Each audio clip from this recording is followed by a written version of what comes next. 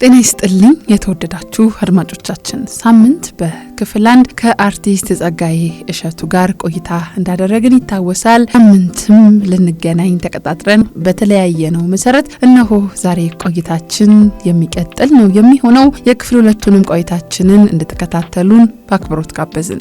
ጸግሽ ሲነሳ ስለ ሰርግ ስራዎች አለማንሳት አይቻልምና እኔ በጣም የሚገርመኝ አንድ ሙዚቃ አለ። ያ ዘመን የብቸኝነቱ አለቀ ሰዓቱ ሳይሞላ በውጥን የኖረ ምኞቴ ነበረ በእግዚአብሔር ፍቃድ ዛሬ ሰመረ። በጣም እጅግ ብዙ የሰርግ ሙዚቃዎች አሉክ። ሁላችንም ጨፍረንበታል በምን ሄድበት ሰርግ ሁሉና እንደው የሰርግ ስራዎች ብቻ አይደለም። መግቢያ ላይ ተቀሽዋለሁ በርካታ ሙዚቃዎች በልባችን ናቸው። ሰርጉ ላይ ግን ስንመጣ ከአባው ጃልዬ እስከ ኃይሉ ጋሽቦ እነ ዘመናዊ ማርጌን ጨምሩና ሌሎችም በርካታ ስራዎች አሉ። ታዲያ አሁን የተሰሩ እስከሚመስል ድረስ ዘመን ተሻጋሪ ሆነው ቀጥለው የሚደመጡና በተለይ አሁን ላይ በሙዚቃ ኢንዱስትሪ ላይ ላሉትና ለሚመጡት እናንተ ጋር ከነበረው ተሞክሮ ምንድነው ማለት የምትፈልገው? እንግዲህ ይሄ አሁን የሰርግ ዘፈንን የሰራውበት ታሪክ ትንሽና አጭር ግን አግባብ የሆነ እኔንም በተለያየ ፈርጅ ሊያሳየኝ የሚችል ጥሩ እቅድና ጥሩ ሐሳብ ነበር ብሎ መናገር ይቻላል። ምክንያቱም አንድ ጓደኛዬ አሁን ቬጋስ ነው የሚኖረው፣ ኤልያስ አሰፋ የሚባል ምናልባት ያ ዘመንን ካየሽ እሱ ላይ ያለው ማለት ነው ክሊፑ ላይ ያለው ያ ነው ኤልያስ የሚባለው። እሱ ነው ሐሳቡን ያመጣው። ለምን የሰርግ ዘፈን አትሰራ? ምክንያቱም ከመጀመሪያው ዘመን ጀምሮ አክሱማይት ባንድ ከመመስረቱ በፊት ኢሴ ባንድ ነበር።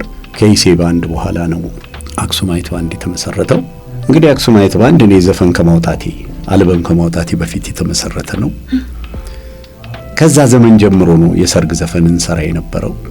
አክሱማይት ባንድ ደግሞ በብዛት የሰርግ ዘፈን እየሰራ ያለፈ ባንድ ነው። ከነ 11 አመት ናይት ክለብ ሰርተናል። ሂልተን ሆቴል 11 አመት ያለማቋረጥ ሰርተናል። ይሄ ሁሉ ሲደረግ ግን ሰርግም ነበረ። ምናልባትም አጋነን ካልተባልኩኝ በስተቀር ቁርስም የሰራንበት ጊዜ አለ። ሰርግ ቁርስ ተብሎ ከዛ በኋላ በቃኛ ሰርተናል። ይሄንን ዳዊት ጽጌን ታውቂዋለሽ? ዳዊት ጽጌ ትልቁን እሱ አሁን የዛ ባንድ መሰረት ነበር። ብዙ ትልልቅ ኳሊቲዎች አሉት። ከሰው ጋር የመግባቢያ መንገዱ ብሩህ ነው። ለስራውም ታታሪ ነው።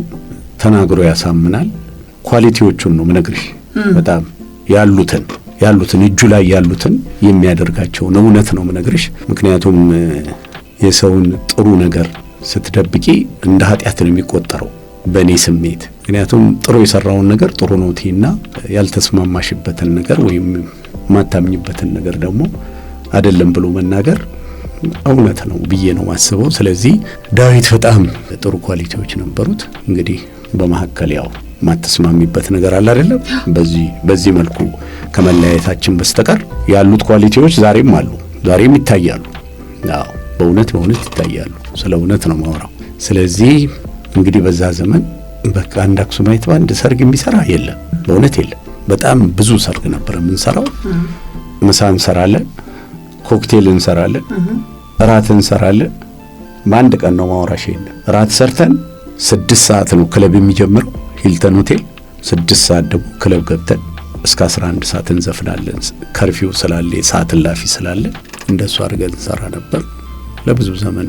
በዚህ ልምድ ስለነበረን እነዚህን የሰራኋቸውን ትራኮች አሁን የሰርጉ አልበም ላይ ያሉት ትራኮች ተከፋፍለው ያሉት በሙሉ ዳዊት ነው እነዚህ ቅርጽ ይዞ አብረን በመንሰራበት ሰዓት ሰጥቶኝ የነበረው እውነቱን እንነጋገር ሲባል እና አንዱን ካንዱ ጋር እንዴት ታይዘው እንደሚሰሩ መስመሪያ ሲያዛቸው እንድዘፍናቸው መስመሪያ ሲያዘው እሱ ነበር። ስለዚህ እነዛ ነገሮች ምክንያት ሆነው ኤልያስ አሰፋ ለምን የሰርግ ዘፈን አንሰራም በሚል ሐሳብ መጣ። ያ ተሰራ።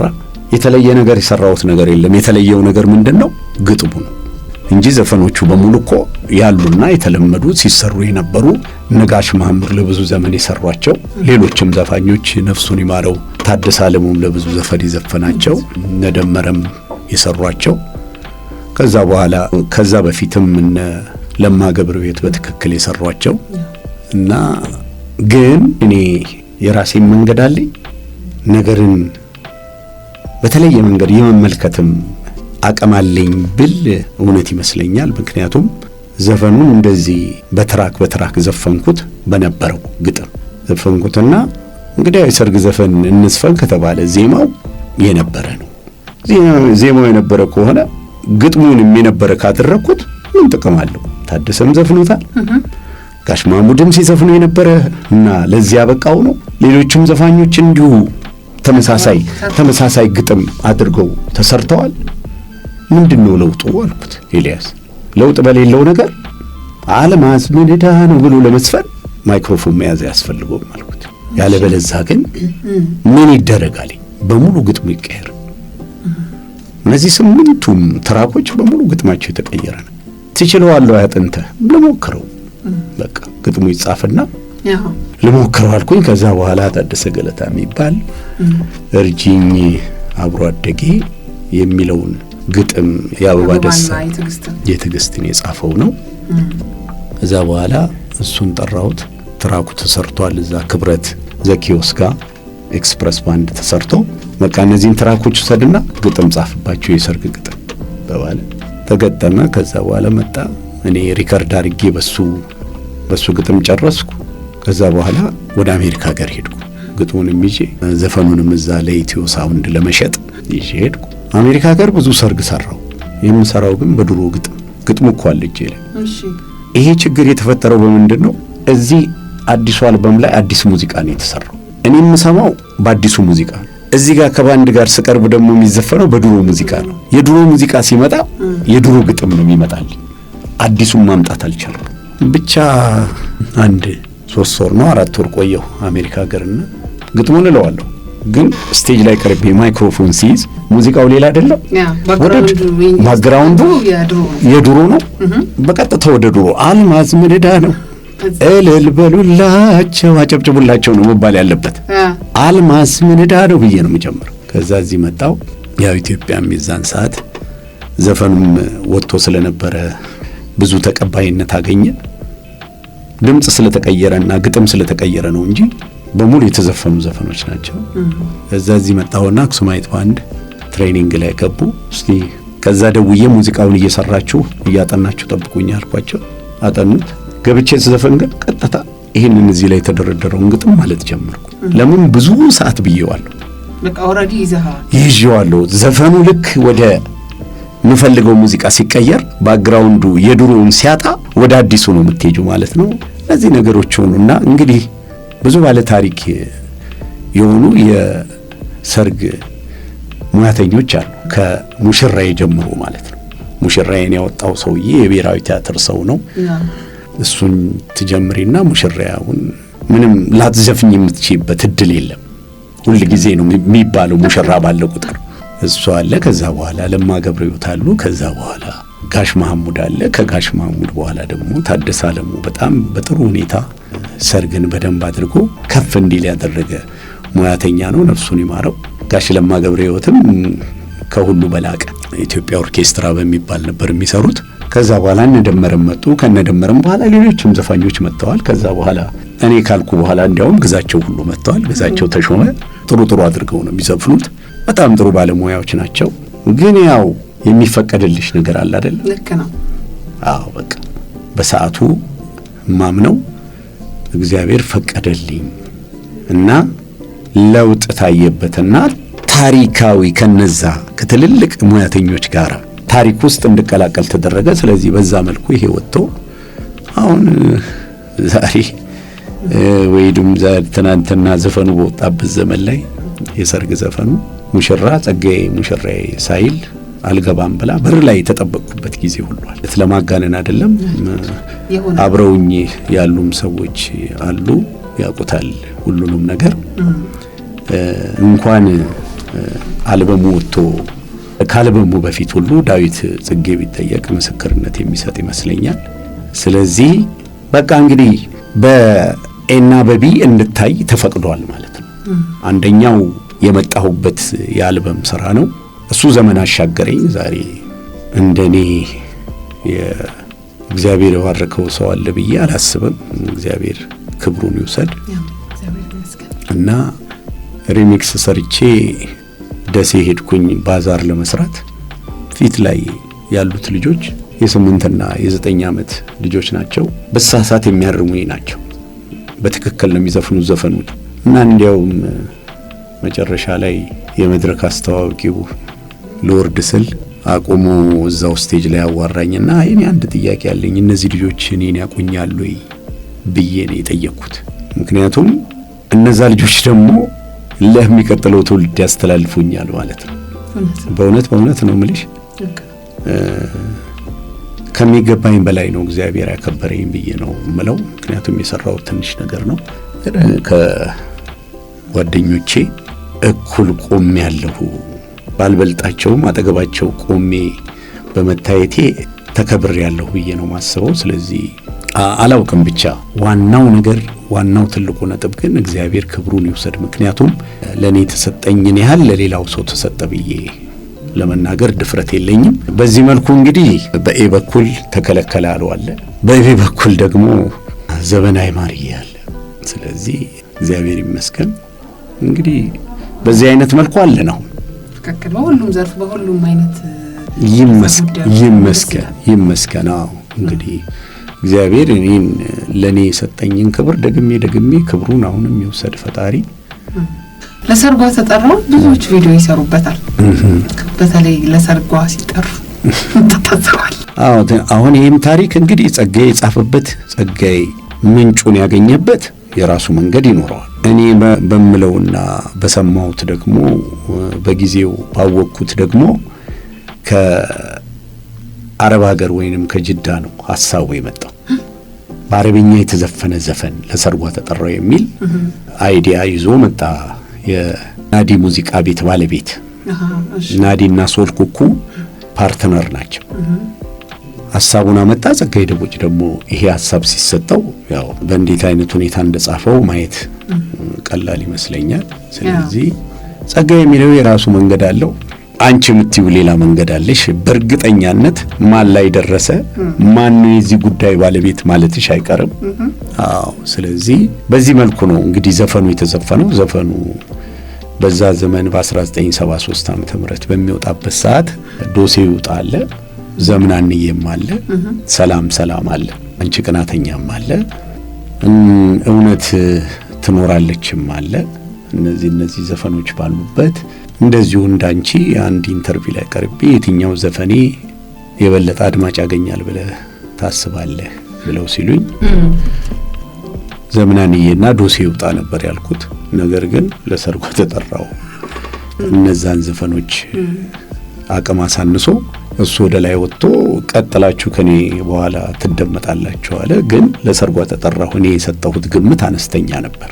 ምክንያቱም በሰዓቱ ለሰርጓ ተጠራው ተብሎ ይዘፈን ሲባል የምን ለሰርጓ ተጠራው ነው? እንዴት ነው ለሰርጓ ተጠራው ተብሎ የሚዘፈነው? ከዚህ በፊት እኮ መልካሙ ተበጀ ኃይሉ ጋር ያለ ሰርገኛ ሲገባ መጣች እኔ ፍቅር ወደ ይልግባ ብሎ ዘፍኗል። ምን ሌላ መጨመሪያ ምን ያስፈልገዋል ነው ያልኩት። ይሄ በቂ አይደለም ወይ? እሺ ይሄ በቂ ነው። ስለዚህ አሁን ደግሞ ለሰርጓ ተጠራው። ከዛ በኋላ ያው በክርክር ትሸነፊያለሽ። እዛ ኪቦርድ የሚይዛል የሚያስጠና ግጥም የሚጽፍ ጸጋ ያለ ዘፈንን ከግጥም ጋር እንደተዋሃደ የሚያስተካክል ሰው ደግሞ ሌላ አለ። ባለቤቶች አሉ፣ የሙዚቃ ባለቤቶች፣ የሙዚቃ ቤት ባለቤቶች፣ የዘፈኑ ባለቤቶች እኛን የገዙን ማለት ናቸው። እነ ሳህለ ነፍሱን ይማረው፣ እነ ኑረዲን፣ እነዚህ ሁሉ አሉ። ሌሎችም አድማጮች አሉ። እነዚህ ነገሮች በሚዋሃዱበት ሰዓት ብዙ ሰው አስተያየት ይሰጥበታል አይደል? ስለዚህ እኔ ተሸነፍኩ። ከዛ በኋላ ዘፈኑ እንግዲህ መስፈን ስላለብኝ ዘፈንኩ። አንዳንድ ጊዜ በእኛ ሀገር አባባል የጠሉት ይወርሳል፣ የፈሩት ይደርሳል። የጠሉት ይወርሳል፣ የፈሩት ይደርሳል በሚለው መንገድ ሲፈታ እኔ ፍላጎት የለኝም። ግን መጣና ዘፈኑ ከዛ በኋላ እንዲያውም በየመንገዱ ለሰርጓ ተጠራው ነበር የሚባለው በ83 ዓመተ ምህረት። ስለዚህ አንዳንድ ዘፈኖች የየራሳቸው አቅም አላቸው። አቅማቸውን ደግሞ ከዘፈንሻቸው 10 ዘፈኖች በልጠው ያሳዩና እነዛ 10 ዘፈኖች እንዲደመጡ ምክንያት ይሆናሉ። ያንን ዘፈን እያዳመጥሽ ወደ ሌላ ስቴጂ ሌላ የኔ ዘፈኖች ዝም ብለሽ መጀመሪያ አልበም እንደወጣ ስታዳምጫቸው ብዙ ስሜት ሰጪ አይደሉም፣ ያዘገዩሻል። ተስፋ ቶሎ ከቆረጥሽ እንዲያውም ሳታዳምጫቸው ትቀሪያለሽ ማለት ነው። ተስፋ ካልቆረጥሽ ግን እየቆየሽ ስትመጪ እንዴ ይሄ ነገር ለካ ጥሩ ነው፣ ይሄ ዘፈን ለካ እንዴ ምን አይነት ነው፣ እንዴት ነው እያልሽ ነው የምትገቢው። ስለዚህ በዚህ መልኩ ለሰርጓ ተጠራው ተሰራ። እንግዲህ ለዚህም እንግዲህ ባለዜማውን ደረጀ ተፈራን ክብር እሰጣለሁ፣ ነፍሱን ይማረው። ጸጋዬ ደቦጭንም ደግሞ ክብር ይስጥልኝ ለለፋበትና ይህን በመሰለ ቃላት ተገልጸው በቃ ሁል ጊዜ በየሄድሽበት ጥያቄ የምትጠየቂበት ማለት ነው። አድማጭ ሁል ጊዜ የየራሱ ሐሳብ አለው። ስለዚህ ሲዘፈን ደግሞ የሚፈልገው መሆኑን የምታረጋግጭበት አለ። ስቴጅ ላይ ወጥተሽ ስትዘፍኚ ሰው ለዛ ዘፈን የሚሰጠው መልሱን ስታይ ይሄ ሁሉ እንግዲህ የደራሲዎቹ የዜማም የግጥም ደራሲዎቹ ልፋትና እኔም ደግሞ እንዳቅሜ በምችለው መንገድ ዘፈኑን እንዳቅሜ ስለዘፈንኩት ይሄ ነው የዘፈኑ ታሪክ እውነተኛው። መልካም እንደው ወደ ሰርጉ መልስ ስላርገና ስራዎችን እኔ አላወዳደራቸውም፣ እኩል ነው ወዳቸው። አንዱን ስሳመው ምናልባት አብልጬ ይኖራል እንጂ ላንተ ግን እንደው ስትዘፈን ውስጥን የሚገርም ወይ ደግሞ ደስ የሚል የሚሰማ ስሜት በሰርግ ስራዎች የቱ ነው? እንደው በዛው አያይዘበት ነግሬን ደስ የሚለኝ ሰርግ ላይ ብዙ ገጠመኞች አይጠፉም። በተለይ መድረክ ስትሰራ የሰርግ ሙዚቃ እየተጫወትክ እንደው ከገጠመህ የማይረሳ ገጠመኝም ካለ ቅዳሜም ስለሆነ ብታጫውተን ደስ ይለኛል። የምትመርጪው ነገር የለም? አሁን የሰርግ ዘፈን ላይ በየትራኮቹ ያሉት ነገር የየራሳቸው መልእክት አላቸው። የየራሳቸው ፍቺ አላቸው። ስለዚህ የሰርግ ዘፈን በቃ ታሪካዊ ነው ተብሎ መያዝ ነው ያለበት። ምክንያቱም ከለማ ገብረ ሕይወት ወደ መሐሙድ፣ ከመሐሙድ ወደ ታደሰ ዓለሙ፣ ከታደሰ ዓለሙ ወደ እነደመረ፣ ከነደመረ በኋላ ደግሞ ወደ እኔ፣ ሌሎችም መሀል ላይ ሊኖሩ ይችላሉ። ከዛ በኋላ ደግሞ እነ ግዛቸውን ስታይ በቃ የራሳቸው ታሪክ አላቸው፣ የራሳቸው አቅም አላቸው ብሎ ማለት ነው የሚቻለው። ግን የሰርግ ዘፈን በምትሰሪበት ሰዓት እንደ ገጠመኝ አይደለም፣ እንደ አንዳንድ ጊዜ የሚያስገርም ነገር ብለሽ የምትይው ነገር አይነት ነው የሚመስለው። አንቺ የሰርግ ዘፈን እየዘፈንሽ መጥቶ ሰውየው ለሰርጓ ተጠራው በልና ዘፈን የሚልሽ ሁሉ አለ። አዎ ሐሳቡ የማይገጣጠም ነገር። ሁለተኛ አንድ ሰርግ ሲሚንቶ ፋብሪካ አዳራሽ እየሰራን አንድ ጓደኛ አለኝ፣ ስሙን አልጠራም። ልጅቷ የሱ የመጀመሪያ ገርል ፍሬንዱ ነበረች። በኋላ ሙሽራዬ ለማለት ጥቂት ደቂቃ ሲቀረኝ ደወለልኝ። ለካ ተጠርቷል ለሰርጉ እና የት ነው ያለኸው አለኝ።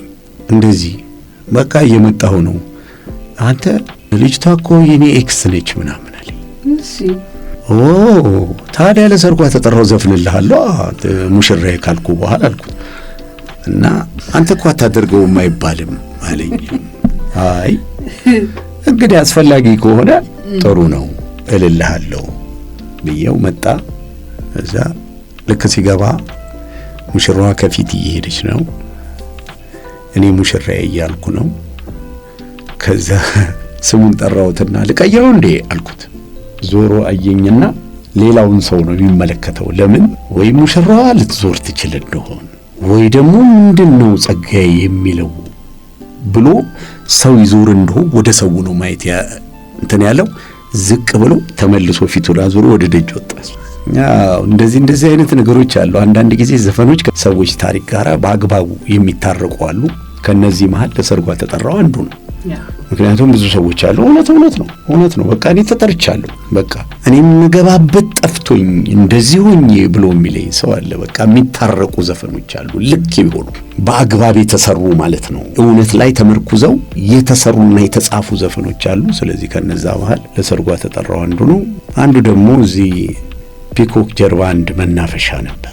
መናፈሻ ላይ እየሰራን ስቴጁ እንደዚህ ነው።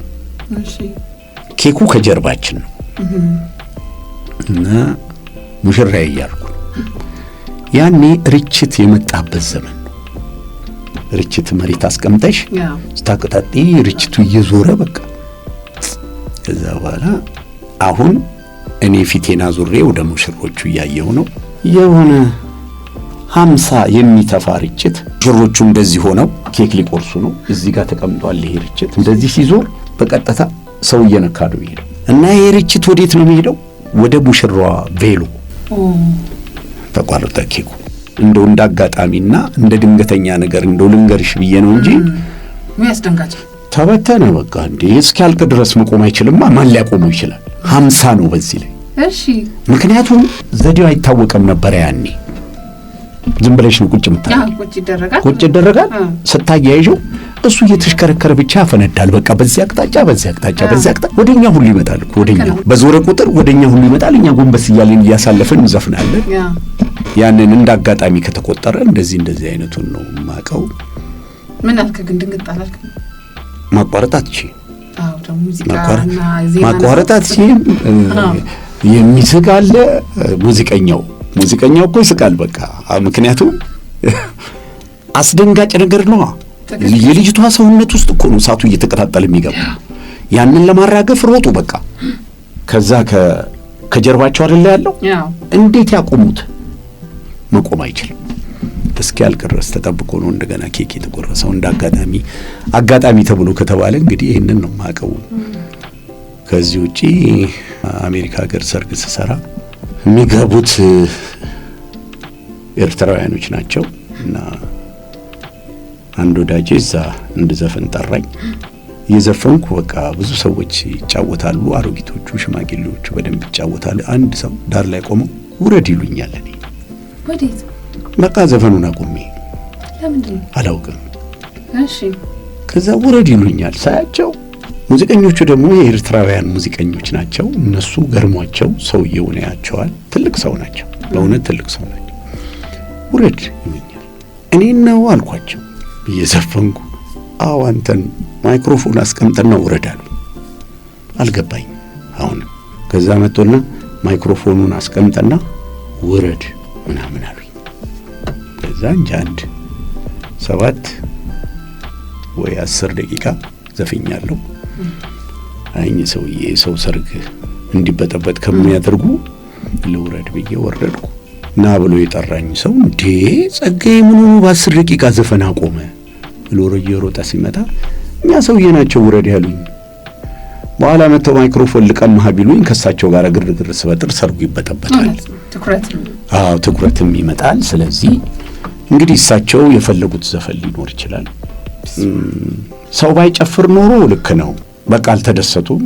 ስለዚህ እኔም ቦርድ ልክ ነው። ግን እንደዚህ ሰው እየጨፈረ አሮጊት ሽማግሌዎች በጣም ሽበት በሽበት የሆኑ ትልልቅ ሰዎች ሁሉ ይጨፍሩ ነበር። ከዛ በኋላ በቃ በጣም የጠራኝ ሰውዬ በጣም እንትን አለ። በኋላ እደጅ ስወጣ በር ላይ ያገኘኋቸው ሰውዬው አባ ምን ሆኖ ነው ውረድ ያሉኝ? ምን አጠፋው ምናምን አልኳቸው። ምንም ሊሉኝ አልቻሉም።